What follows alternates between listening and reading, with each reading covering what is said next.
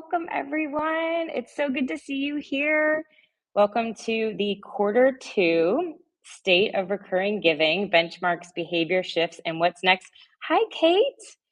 We are going to be joined today by World Central Kitchen and Giving Tuesday, and I would love to know, where is everybody joining us from? I am not in my typical office space. For those of you who have joined the Monthly Giving Summit and kind of know the usual Ray behind me, I'm actually in Toronto, Canada right now. Amazing. Oh, we have somebody else here from Toronto, Georgia, New York City, Minnesota. Yes, yes, yes. How many of you are joining us that were part of the Monthly Giving Summit in February? Just drop a Y or celebration note. Hi, Dave. Yes, so many of you. Okay, we put this together before I introduce all of our really exciting speakers and myself today. Is the Monthly Giving Summit had its third annual in February, and we love coming together. Like, that event just creates such a strong momentum. There's energy, there's inspiration, there's accountability, I think, as being a part of it. And then we realized, well, we have to wait a whole year to hang out together again. That's not cool. So therefore, this state of recurring giving, and so much happens in a year too, right? So we wanted to come together every quarter and bring in partners of ours that are really on the state of the trends, understanding what's happening in a micro basis, and then bring you a really compelling, great case study. And so we're very thankful for Charity Engine for making this quarter's State of Recurring Giving webinar possible. And you're going to hear incredible, brand new, like hot off the press stats and data benchmarks from Giving Tuesday Data Commons team, and then a very inspirational, compelling case study from World Central Kitchen from Matt in just a little bit. So again, thank you all so much for being here. Bring out your notebooks or your notes app on your phone. We're going to dive in, and we have time at the end left for Q&A. So we want this to also feel like a rich discussion about maybe when you left the summit, or in Q1, you were really stoked about your monthly giving program, and it's Q2 and you're like, okay, like it's not where I thought I was going to be or what I wanted it to be. And so this is our time to come together to support each other. And so to be together and share and brainstorm ideas. So the questions, the Q&A section, just from some housekeeping, is open. So if you have a question that you would like answered on the right-hand side next to the chat, you should be able to see that at the top. And please drop your questions in there for us to be able to get to you and brainstorm together as a team. If this is the first time that we are meeting, I'm Dana Snyder and the host for today's series. And I host the Missions to Movements podcast that I've been running for 4 years. So if you are looking for conversations, insights, if you are someone who loves to learn via audio, there are plenty of great conversations on the podcast. And I just have to say, this is very relevant. I got an email yesterday from someone who's been a listener of the podcast, and I had given a recommendation case study about fundraising recurring gifts at events. And instead of doing like a paddle raise, doing a hand raise for recurring giving. And she said she was very nervous. And I don't know if you're here, if you're like part of this series today of this story that I'm sharing, but she's like, you know what, we were hoping we would get like 5. And they increased their ARR, their annual recurring revenue, that night by $7,000 by doing that. And so it's just testament to people, like, they listen to the podcast episode and they put it in, yes, all the confetti, that's the best, right? Like, put it into practice. They shied away from the nerves, and look what happened. So I host the Monthly Giving Summit. I wrote a book all about monthly giving, and then just at the Monthly Giving Summit this year, debuted the Monthly Giving Builder tool. It is our monthly giving strategy companion tool. It makes it extremely accessible to start building out and creating a plan for your monthly giving program. So if you've needed something that gives you a little bit of accountability, it's our $49 a month option to get you started. And it's kind of like me having you in your back pocket a little bit, going through each of the steps. So I live and breathe this work. I am a monthly donor to all the organizations that you see here on the screen. December, I've talked about a lot. It's my longest standing monthly subscription that I have been giving to for over 6 years. Have no plan in stopping. And so again, truly and appreciate what you do. And I love supporting in this way. Also, have to acknowledge Happy Monthly Giving Awareness Week. So, we are in the middle of this amazing week that was put together by our KD group, myself, and Giving Tuesday. Last year was the first inaugural, and we just realized how can we give monthly giving a moment? Like it needs a moment.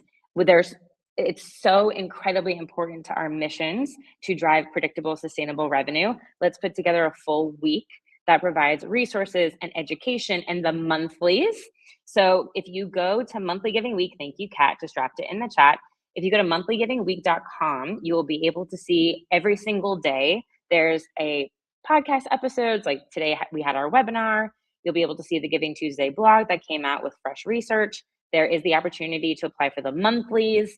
It's like our Webbies or our Oscars, where we want to highlight a small, medium, and large size organization, give you some fun things for that to highlight your monthly giving program. So join us. Join us this week. Check out what's around for you to join tomorrow. And I saw Dave is in here. I have a podcast episode with Dave Rayleigh talking all about the next future. What is the future for monthly giving? And a very exciting announcement that he's sharing with everybody. And with that, I want to go ahead and bring up Seth to the stage. See if I can find you. Here he is. Hi, Seth. Hello, hello. Good morning, everybody. Good morning. Seth and I just got to meet in person at AFP Icon, which was super fun. He's the VP of Sales at Charity Engine. And Seth, I'm going to take it over to you to be able to share a little bit more about what Charity Engine is and some of the macro stats and data trends that you are seeing on the platform with your customers. And as everyone that's here thinks about how do we improve and scale our programs, I always like to think about not only the strategies, but what's the technology backbone of your organizations to get you to that next stage. So with that, Seth, I Terrific. hand it over to Thank you, you. Dana.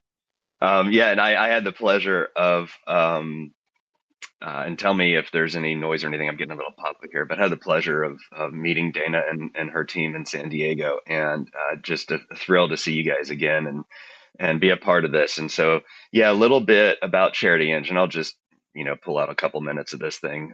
We are a CRM.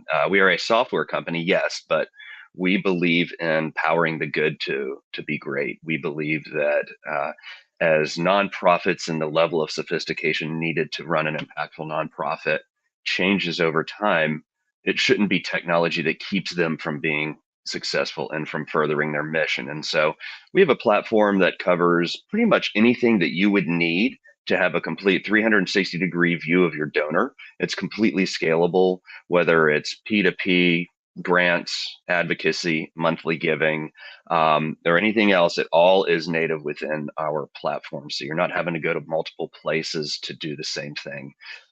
So rather than technology working against you, we believe in working it for you and helping you impact your mission. Next slide, please.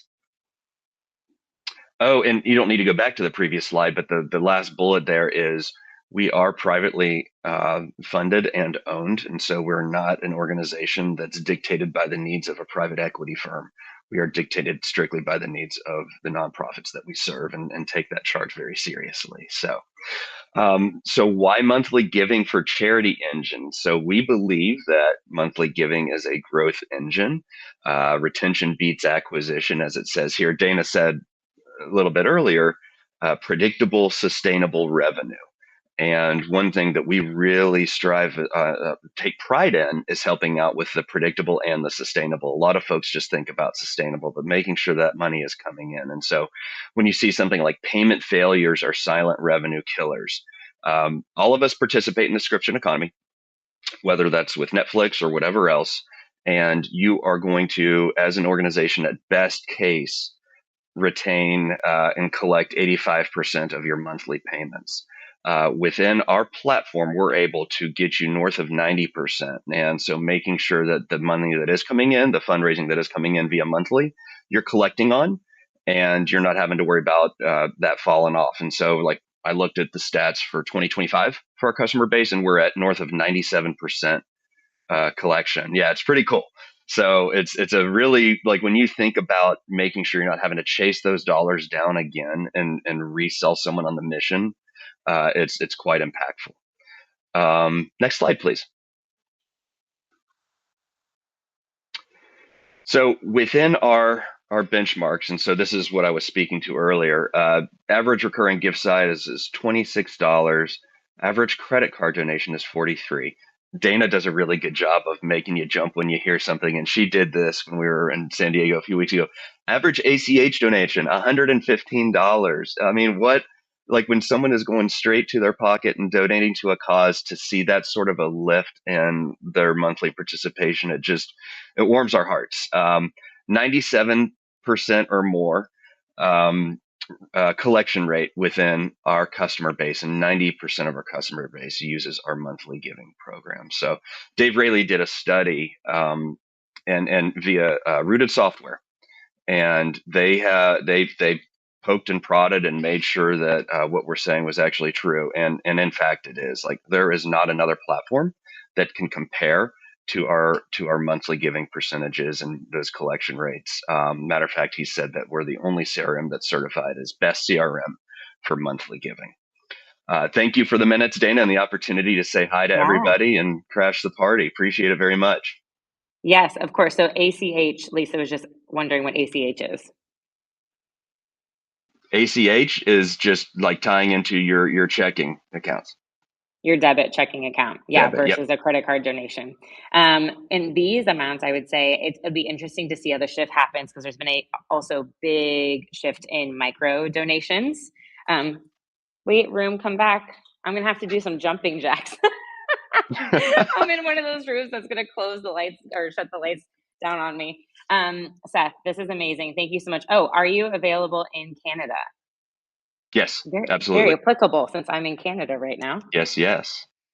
Beautiful. Okay, so many questions. Seth will dive into the chat to keep answering questions specifically about this, but we will come back and do a full Q&A at the end as well. So thank you, Charity Engine, so much for what you do, for Dave, for the third-party recognition. That is incredibly powerful also when it comes to just like the trust of our platform. So up Thank you, Dana. next, of course.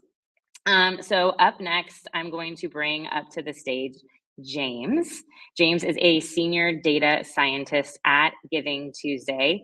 I have been fascinated, James, by your work. Uh-oh, it looks like I lost your video, but can I hear you? Can you hear me? I can hear you. Oh no, the camera's on, but yeah, it doesn't seem to be showing my video at the moment. But as long as you can hear me, and I'll get the slides up. But, Can everyone else hear him? I can hear him okay. yeah. Okay, and I can get your slides pulled up too. Yes, everyone can hear you. Okay, fabulous. So James is going to present some recent recurring giving data that came out from the Fundraising Effectiveness Project, and I won't give too much away. With that, I will bring your presentation to screen and let you take it away. Great, thanks, Dana. Can everyone see the slides okay? Yes. Yeah? Okay, excellent. Great, thank you. Yes, so like Dana mentioned, I'm going to talk through some new research that we've done into recurring giving in the nonprofit sector. So this is using data from the Fundraising Effectiveness Project. And we've just published a kind of blog post highlighting some of the key findings from that research. So I think a link to that might be shared in the chat. For those of you who aren't familiar with the Fundraising Effectiveness Project, I'll just give a little bit of background so you can understand the data that we're using here. So FEP is a collaborative project between Giving Tuesday Data Commons, AFP, and a group of platforms providing donor management software and online fundraising tools. They provide us with transaction level data on donations to nonprofit organizations, and we use that to analyze sector-wide trends in giving. So particularly publishing quarterly, year-over-year trends in dollars raised, donor participation, and retention. So that's built on a data set now spanning billions of dollars in donations across millions of donors and tens of thousands of nonprofit organizations. And we publish our quarterly reports at fedreports.org. But what's new and kind of exciting about some of this new research is we've kind of built a new way for detecting recurring donations in the FEP data. So that was necessary because in the past, the data providers hadn't all given us information on which transactions were recurring donations. And also, even when they do provide us that flag, sometimes even the donor management systems themselves can't tag everything as recurring, just because, for example, sometimes if there's an integration between like a third-party online donation tool, those recurring donations which are initiated there don't always get flagged as such in the system. All that's just to say that this approach means that we now kind of for the first time with this data are able to measure patterns in recurring donations across thousands of organizations. We've detected or kind of looked at 8 different schedule types, everything from weekly to annual. However, within that, monthly is by far the most prominent, and we'll kind of see a bit more about that later. And for the purposes of this blog post, we focused on 2 main opportunities for growth. So in terms of kind of headline from our findings, I guess kind of cautiously optimistic, recurring giving is growing, but slowly. So across the organizations we analyzed from 2021 to 2025, each year, just over 90% of organizations had at least one recurring donor. So it's quite prevalent across the sector. From 2021 to 25, the share of donors on recurring schedules increased from around 6.6% to 7.9%. However, the median organization, so kind of like the middle organization, only 4% of donors were on recurring schedules. And what that means kind of in combination with this number here is that essentially a relatively small number of organizations are kind of disproportionately pushing the sector along in terms of driving kind of recurring donor engagement. I'd love to see if I can hop in here. Like, what James is presenting, how does this feel to all of you on here listening and watching this, like for what you are seeing at your organizations? Like, does this seem in line with where you're at as far as, do we know the number, like your percentage of recurring donations versus like total revenue? Yes, I see Anna saying so true. Sharon inline, yes. I thought that this was so fascinating. Yes, Debbie, we will share presentation slides and recording with everybody after. We are not seeing an increased growth is slow but high impact. Yes. Okay. Awesome. Sorry, James. I was just really, very reassuring. Okay. No, thank you. No, that's great. So kind of one of the things we were interested then was kind of digging down a bit deeper and understanding kind of where that change or that kind of slow change is coming from. So what this chart shows is that in each year, looking at the kind of proportion of organizations based on what percent of their new donors in that year joined as recurring. So meaning that first donation was a recurring donation. And what we can see is that in the blue here, this is the percentage of organizations for whom 0%, so none of their new donors in that year joined as recurring. So nearly half of organizations each year had no new donors join as recurring.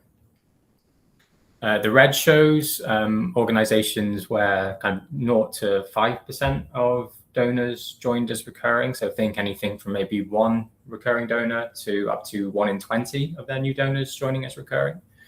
And then a kind of relatively small percentage for whom that percentage is actually quite high. So, these are the outliers, but maybe reflect that what I said before about like a relatively small number of organizations kind of driving change in the sector.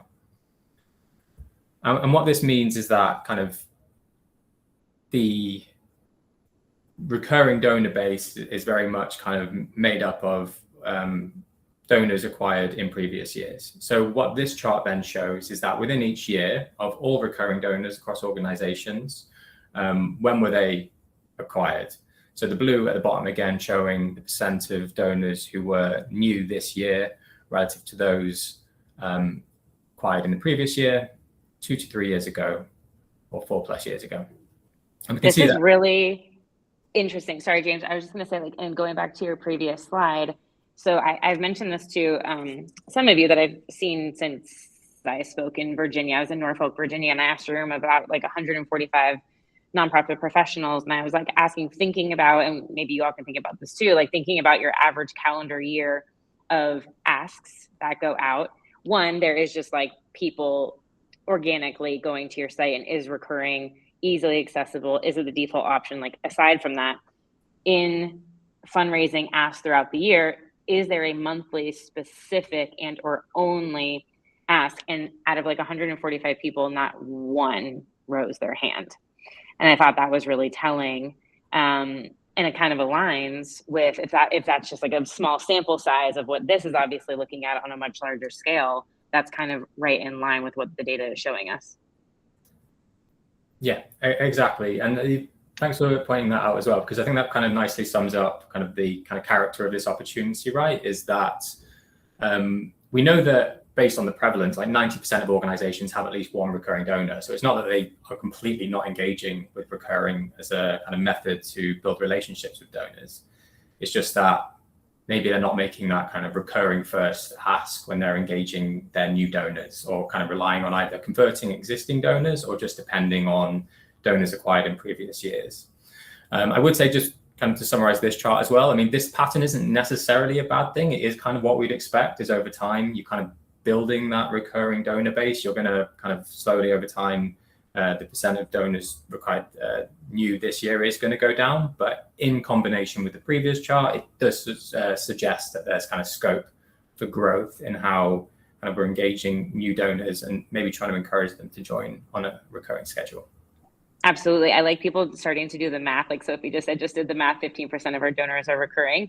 Like I would say, if there's top 5, if I can do this right, top 5 data points to always know and have at your fingertips is the percentage of donors that are recurring, the lifetime value number of an average recurring donor, because sometimes, and I've talked about this on a LinkedIn post recently, but like we think about a monthly donor as a $25 donor, not the fact of 25 times 12 times how X many years your average is. The MRR, so monthly recurring revenue, ARR, annual recurring revenue, and then your average retention rate / churn per month. So you could look at retention like year 1, year 2, year 3, etc. So love all the, if you're a fellow math person, yeah. Hey, yes, Lucy, I love it. 5.5 times the average monthly. Yes, that's huge. And if you have these data points, Charity Engine's team, we just had our monthly giving retreat, and Charity Engine spoke about, if you know these numbers, making sure that you're presenting them and making them a part of like every board meeting, every internal team meeting. Therefore, it becomes more of a higher priority. Awesome. Great. Thank you. So now kind of moving on to kind of setting up the kind of next opportunity we looked at. So like I mentioned before, we looked at everything from weekly recurring schedules to annual ones. And what we found is that monthly is kind of by far the most common schedule type.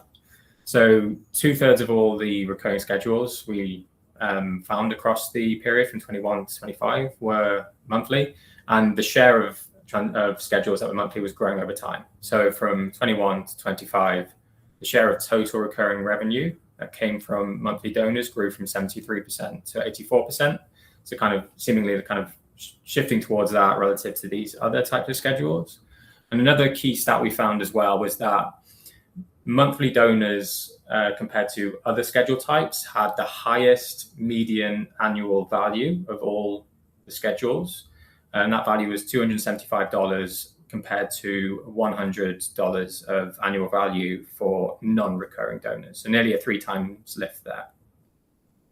And the way we kind of calculated that value wasn't just to look at recurring transactions, but to look at the extra one-off supplemental gifts that recurring donors make, right? Because that's part of the whole relationship that you're building. It's not just about kind of set and forget. It's about then how do you cultivate that relationship over time.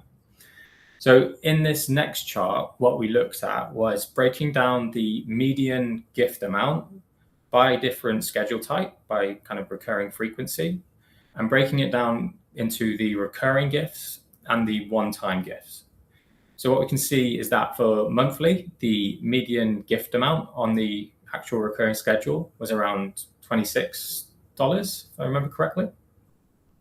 But the extra supplemental one-time gifts for monthly donors was around $77 median gift amount, which is by far, as you can see, kind of stand out across the different schedule types.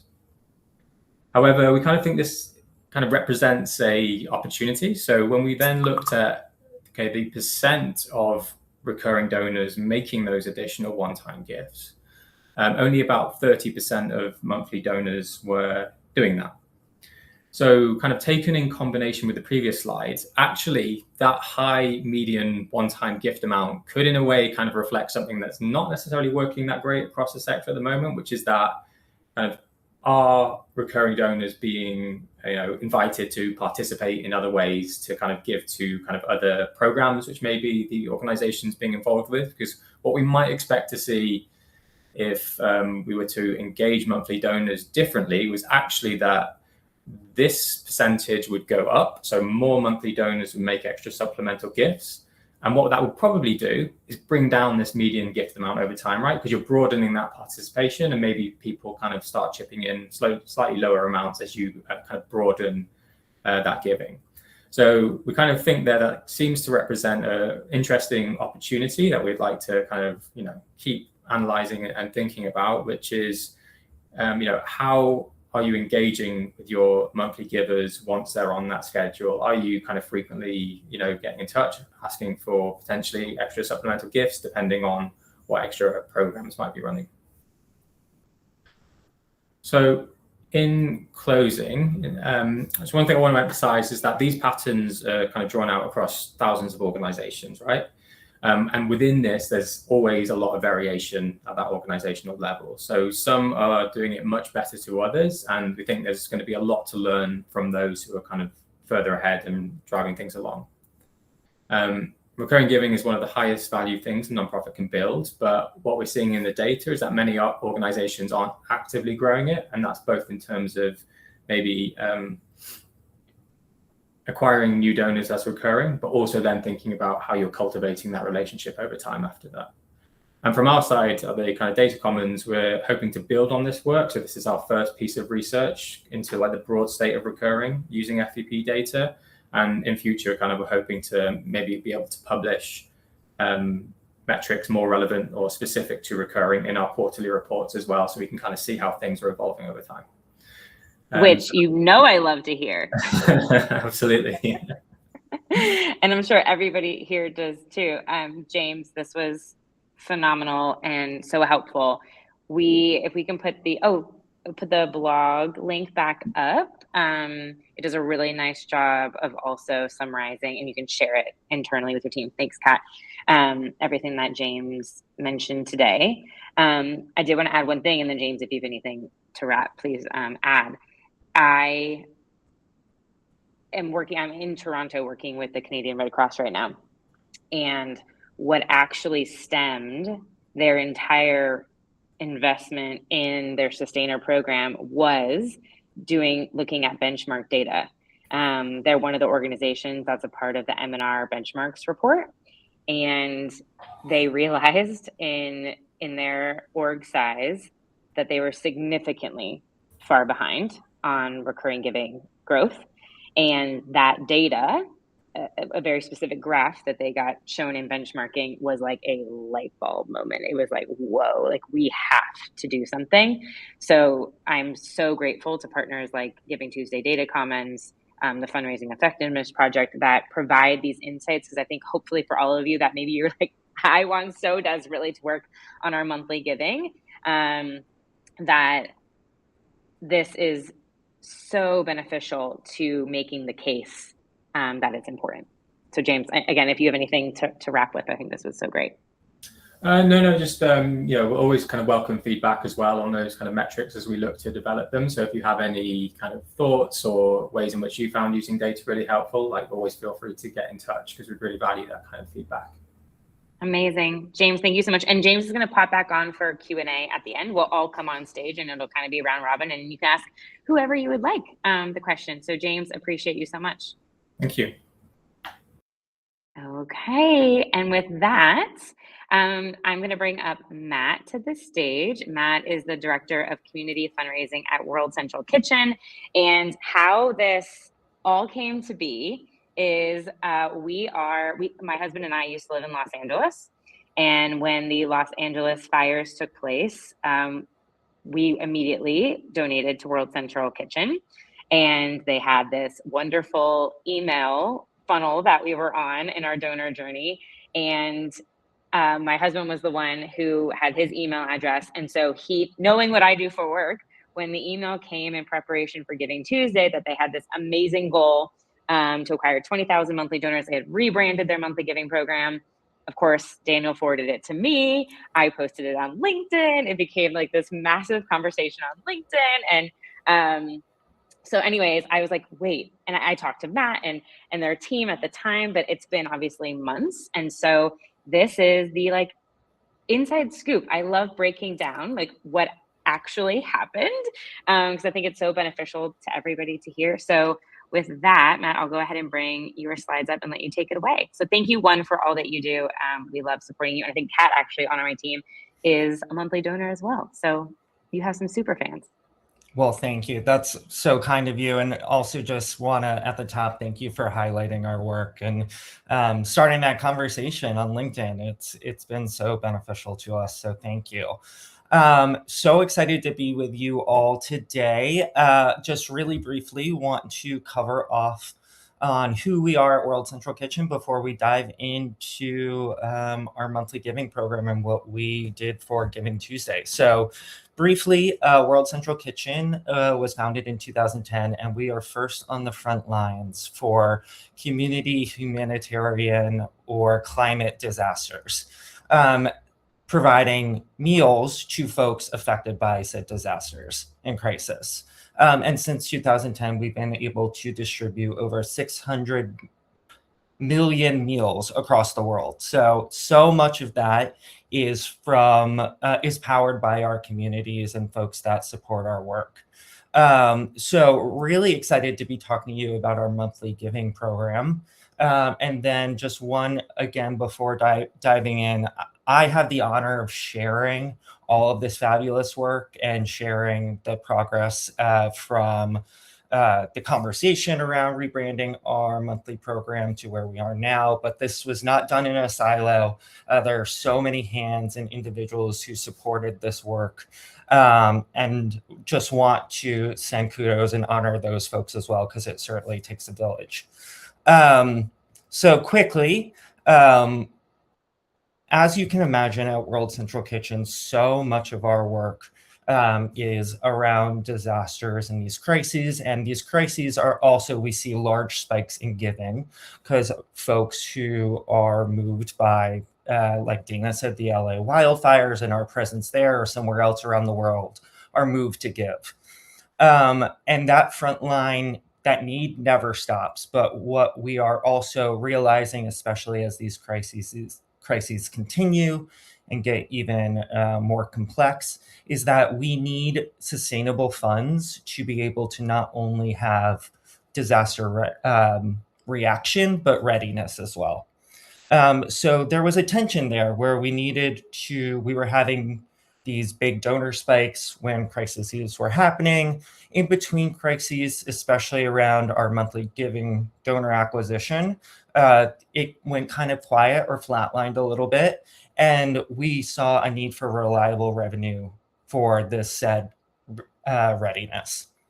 So again, what we needed was revenue that doesn't wait for the next disaster, a community with a defined role and understanding of what they were, how they were supporting our work, and that consistent and predictable revenue for, again, being able to prepare for the next disaster.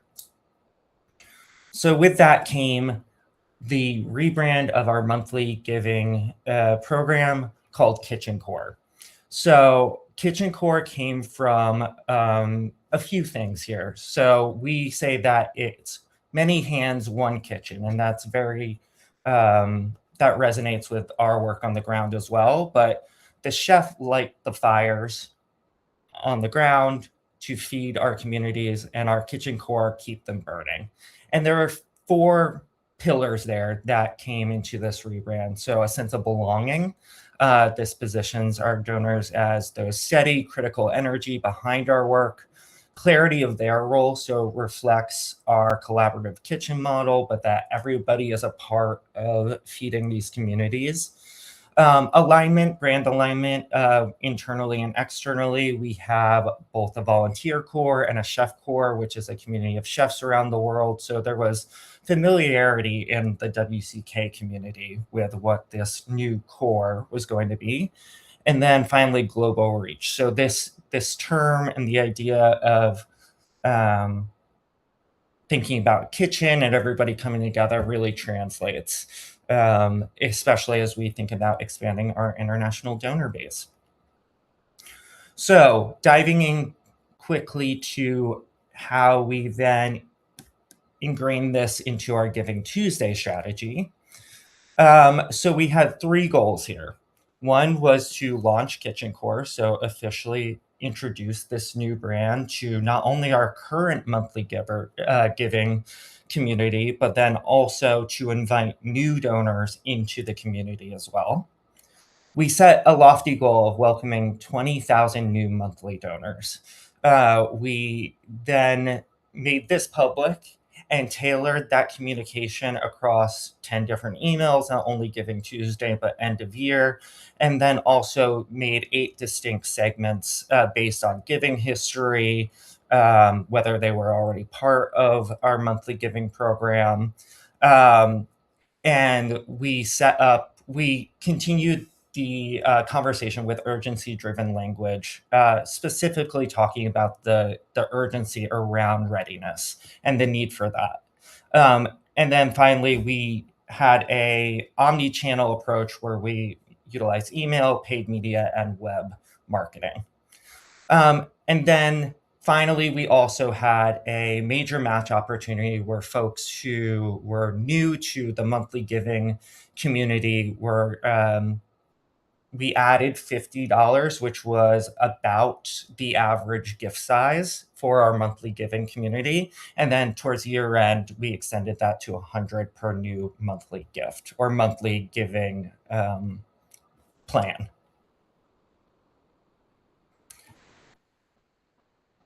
So quickly, the results here, and then I will dive into some of the learnings because I think those are so important as well. So for Giving Tuesday, just on that one day, we saw over $60,000 in new recurring commitments, and that was equal to just over 1,300 new monthly donors.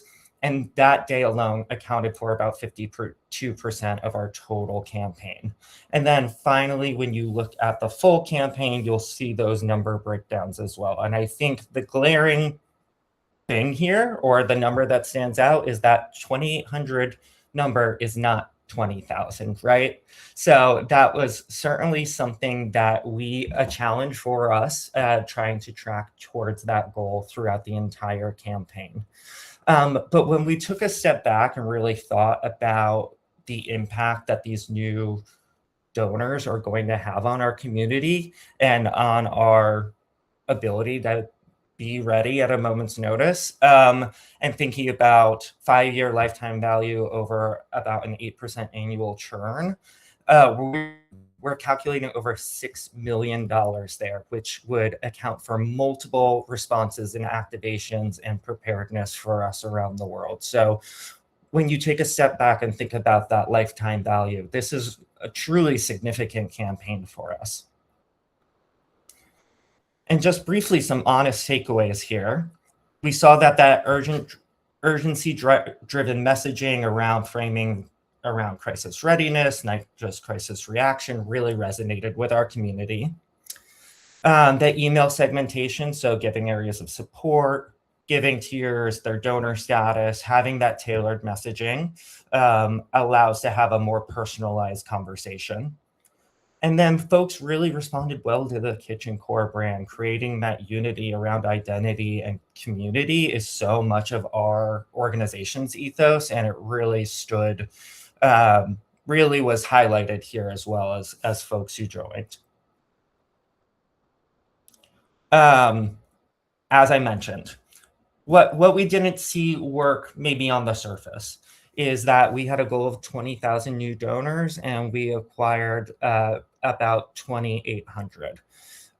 So first of all, was that goal realistic? I think in hindsight, what we would have done differently is create a tiered public goal approach where we were slowly creating a more realistic flow for our team, as well as external benchmarks that we could hit and surpass. I am personally a big proponent of that transparency and creating goals for your public to work, for your donors to come together and work towards. So I think that even though we might not have hit our lofty goal, tracking towards something was really important for us. And then we had a contingency plan where, though we didn't necessarily hit that 20,000 number, we were still able to extend our match into the end of year, driving even more plans throughout tracking until the new year. And then another takeaway just to highlight is that, there was a lot of goals that we had going on at that time. This was our first introduction to a new monthly giving program as a community.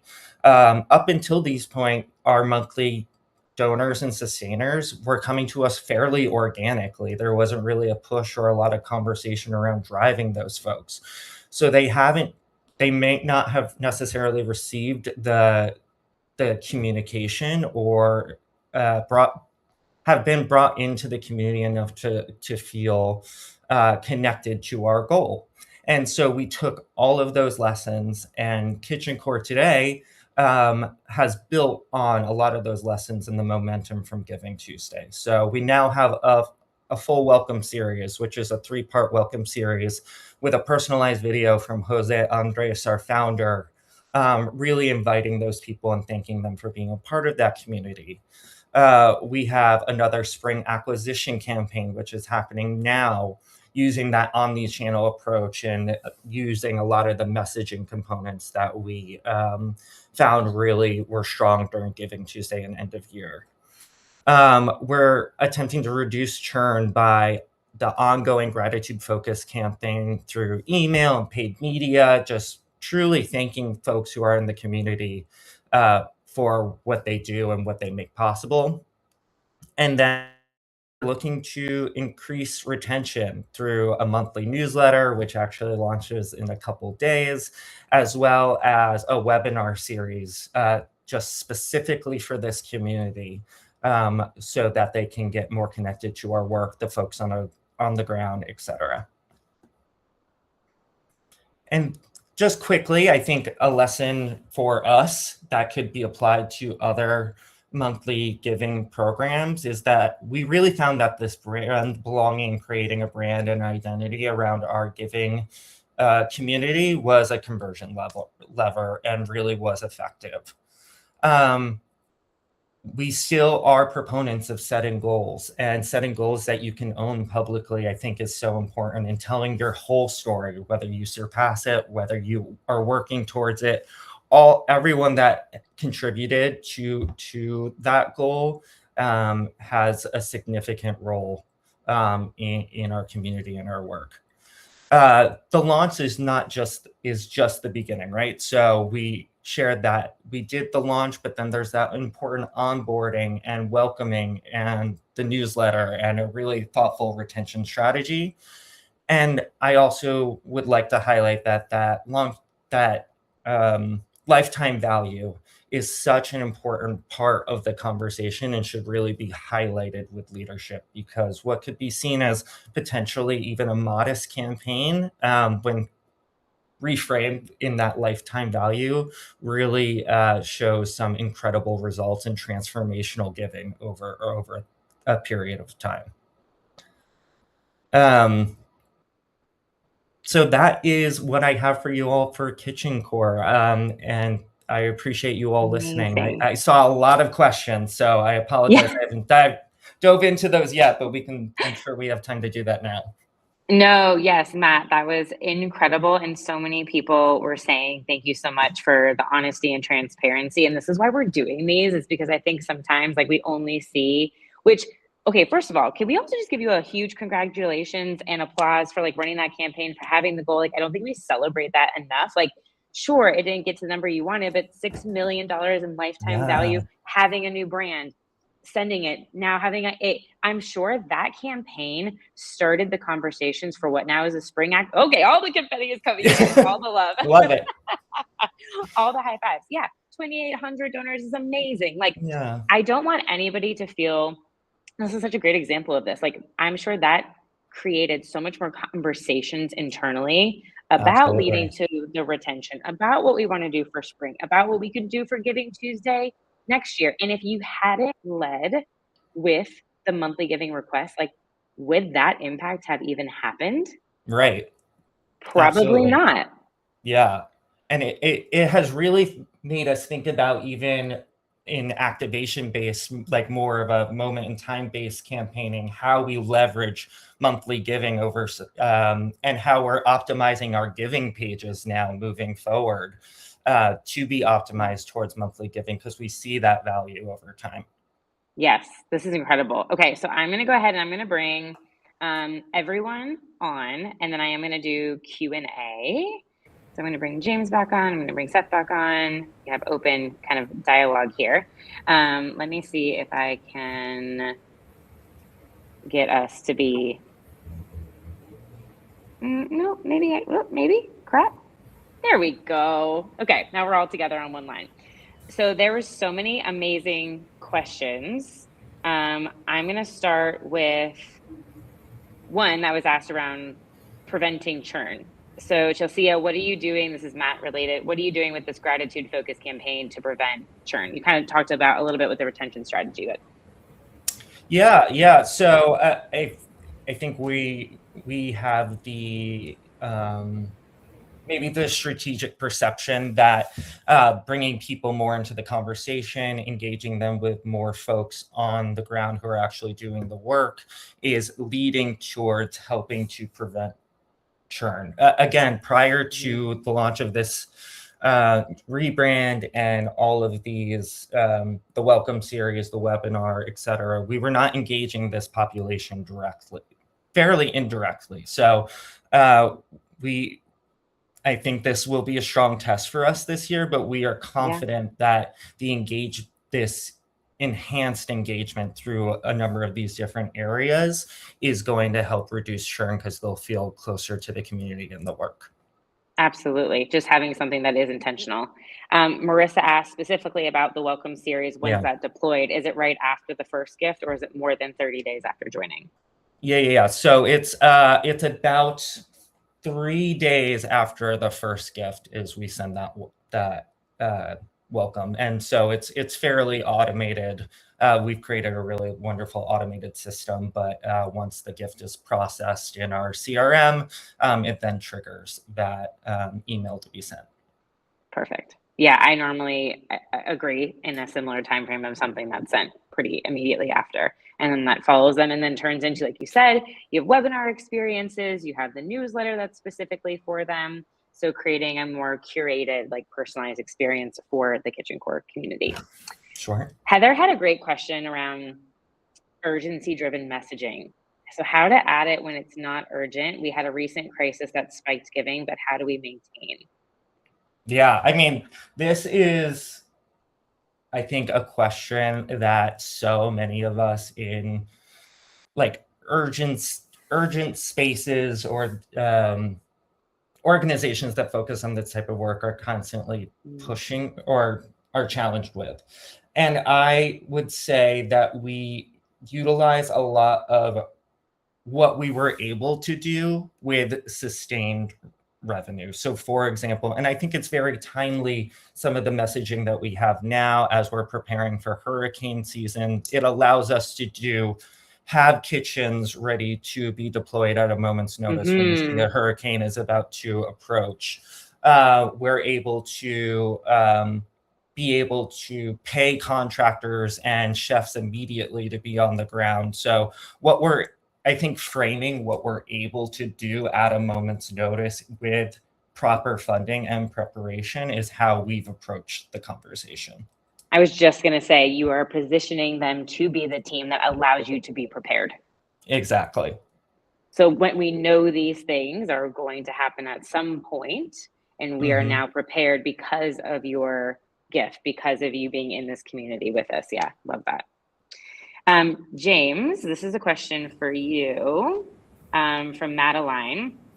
Any data on the giving patterns for people who give to multiple organizations? So me as an example, I shared the pattern of number of orgs received monthly gifts. How many people are inclined to give to multiple organizations on a monthly basis?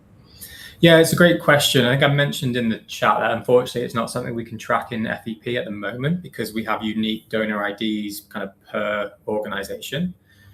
So yeah, it's not something we've been able to analyze directly, but yeah, certainly like with maybe data sources in the future, I'd be really interested in that because, one of the things which we might be interested in being able to identify is, for example, people giving monthly to one organization, but maybe who don't give to others. Like they could be really good candidates to, convert to recurring if you know that they are interested in that. So yeah, unfortunately, not something directly we can analyze in the data right now, but it's a really good question.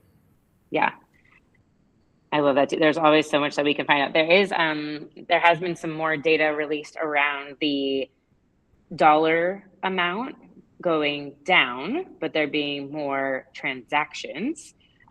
So I feel like anecdotally, you could think about us being multi-passionate, just how we think about. So I'm just curious for everybody in the room. I don't know if you know this, but how many subscriptions do you have? And likely, like if I think about me, like I rent a clothing subscription newly, to be more like green and recycled with my clothing. So I'm not buying fast fashion as much. And it curbs my shopping habit. But like HelloFresh, our entertainment subscriptions, my Claude subscription, my doorbell subscription for security, if you just think about that, I would imagine that's kind of similar to our multi-passionate affinity for causes. And then that could be a reason why we're seeing dollar amounts going lower, is just because we are giving across to more. So it'd be really interesting to see when data is available around that to track some of that. This is a question from Stacy that I thought was interesting, and I'll kind of float it up to the group, and maybe this is Matt, but anybody could take it. What's the maximum number of recurring supporters one staff person can manage if the majority are local supporters? Thoughts? I can't necessarily speak to the specific about local supporters. However, yeah. I'll speak more specifically to our team and what they're managing right now. So following, just for context, following Giving Tuesday, we were able to hire for a manager of monthly giving. So her name is Lindsay. And yes. So it's amazing to be able to have someone who is just solely focused on this work. And we recognize like that is a privilege as well. So I want to also highlight that work. But she, right now, she is managing about 75,000 individuals who have recurring giving campaigns and communicating with them. I recognize that is a number of people, but however, there is so much partnership with our communications team to create thoughtful automations for a lot of this communication, working with paid marketing to help to reach out and steward folks, as well as creating these moments like webinars and whatnot that are bringing these folks together all at once. Amazing. Yeah, agreed. As much as you can automate too, there's so many ways that you can do really personalized automation these days with AI as well. I think this is going to be a Seth question. So Seth, this question is, we launched a small monthly giving campaign in February. Congratulations. They had 20 new monthly donors, but have since lost half or 2 failed credit card payments specifically. What messaging do you use to get these donors back without knowing why their payments failed? In terms of message, it's a great question. In terms of messaging narrative, I mean, really making them the hero. And I would just frame it that way, and not really pointing to the specifics as to why the payment would fail is where I would go. Mechanically, there are different ways that your software can work for you on that front. And so like there's some organizations that'll have certain routes and methods around payment retries, and then others have a different way of doing it. Like ours is very AI heavy and just will kind of push and punch through those as much as they possibly can to really mitigate that number. But yeah, definitely it's two-parter. Number one, what is the payment retry method and mechanism you have in place right now? And then what is the messaging to those folks? I literally I'm a prime example of this. So one of my credit cards just expired and it's on multiple of my monthly donations.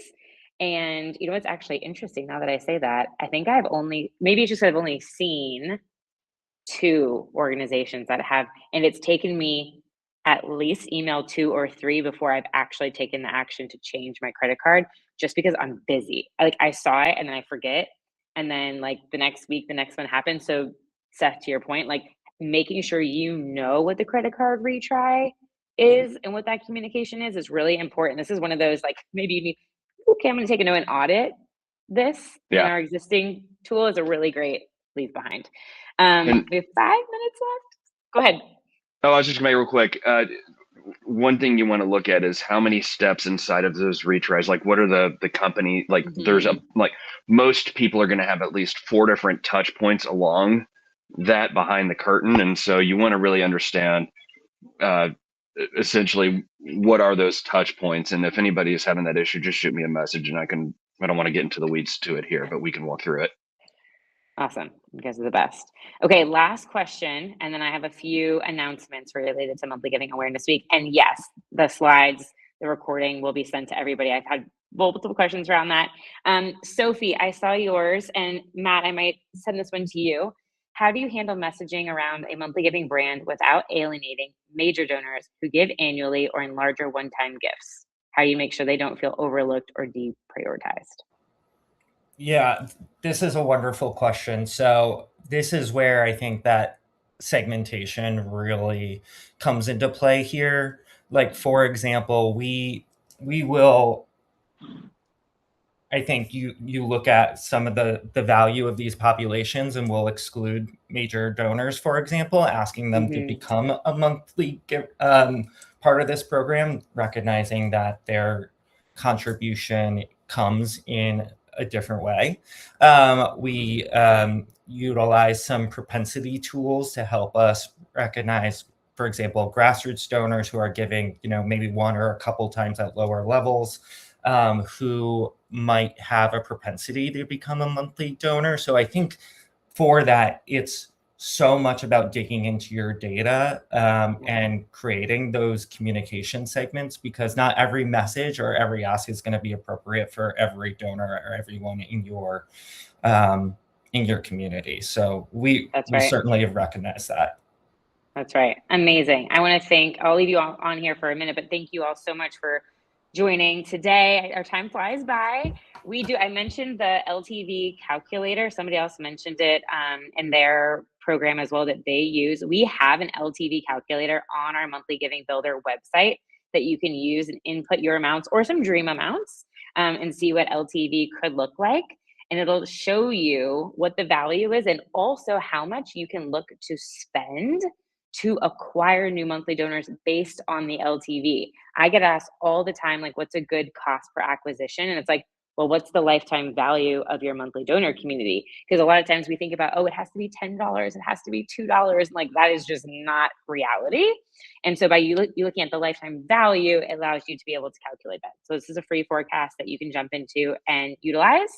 And then we did share this with you, but if you were looking to take like your first step in growing, building a plan for your monthly giving program, having a tracker tool, writing landing page copy, doing the branding work, putting together an acquisition plan, retention strategy, that's what the builder's for, is to guide you through a personalized, curated tool to do that for $49. So made it extremely accessible.